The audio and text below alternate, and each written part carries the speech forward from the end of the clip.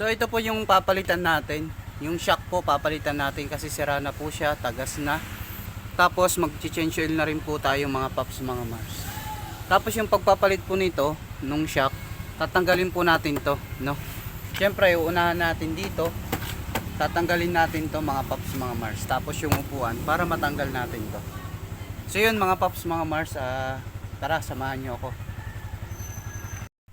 So ayan, yung gagawin muna natin, tatanggalin muna natin yung langis. Ito yung drain plug nya, oh. Para pagka binabaklas natin yung flarings, makakatulo na yung mga langis, mga paps.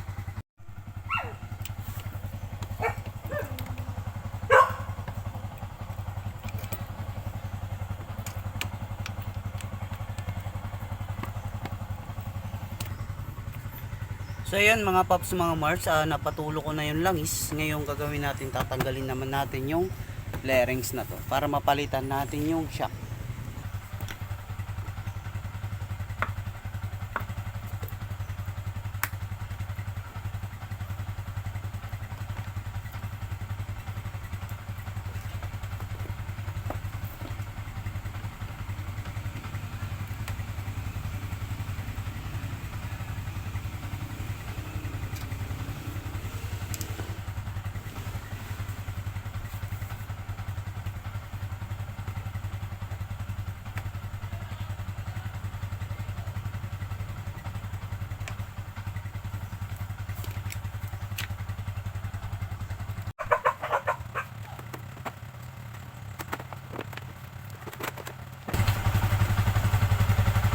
So ito, natanggal na natin siya mga paps. Ito siya.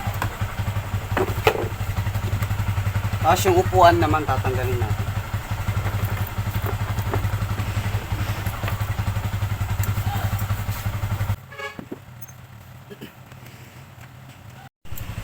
So yan mga paps, mga mars, mapapalitan na natin yung shock. At natanggal ko na yung mga sagabal. Mga sagabal talaga, no? Ito yung bolts nya, yung luluwagan. Ngayon ma-access na natin to kasi nga maluwag na. Mapapalitan na natin yung shock mga paps.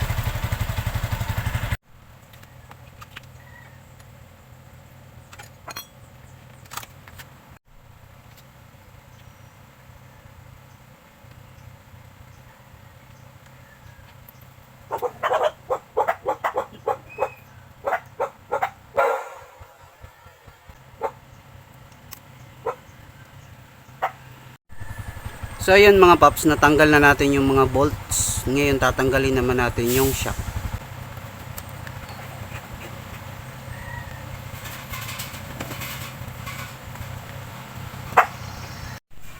So ayun mga paps, mga mars, natanggal na natin yung shock. Ngayon papalitan natin ng bagong shock mga paps. So ito yung papalit nating shock na bago. Dito mga paps. Yan.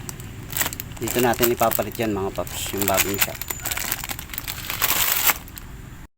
So ito mga paps, lilinisan muna natin. Tapos pagka nilagay natin yung shock, lalagyan natin ng konting langis para hindi tayo mahirapan maglagay dito mga paps. Kasi yung iba, pagka nagpapalit nito, hindi nila nililinisan. Basta kabit lang ng shock. Dapat lilinisan at lalagyan to ng langis mga paps.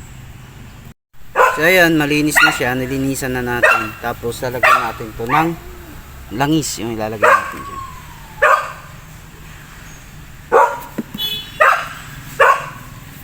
Lalagyan po natin ng langis para madulas siya. Para hindi mahirap baklasin pag kami nagpapalit pa ng iba ng shock.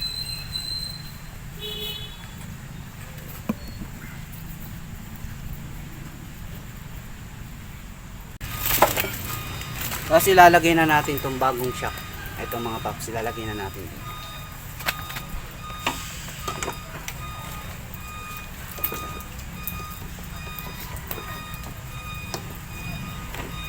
So yan mga paps, ganyan lang kadali magpalit ng shock, no?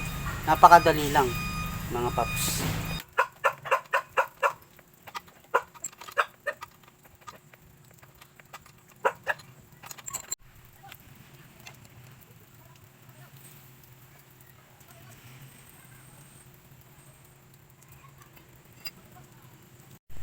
So ayan mga paps, mga Mars, naikabit na natin yung bagong shock. Okay na siya uli. Kaya pwede na naman siyang gamitin mga paps. So ngayon, yung gagawin naman natin, ibabalik na natin yung mga flarings niya. Lilinisan muna natin yung mga pinagkakabitan ng flarings para pag binalik yung flarings, malinis siya mga paps. So ayan mga paps, naikabit ko na po yung flarings lahat. Tapos yung shock, okay na, bago na po yan. Tapos yung gagawin ko naman po ay ilalagay ko na po yung langis. So ayan mga paps, okay na siya. Nailagay ko na yung langis. Tapos shock, flarings, okay na siya. Pwede na siya gamitin. Madumi lang siya mga paps. Lilinisan na lang yan mamaya. So yun lang mga paps, mga Mars. Maraming salamat. Bye bye.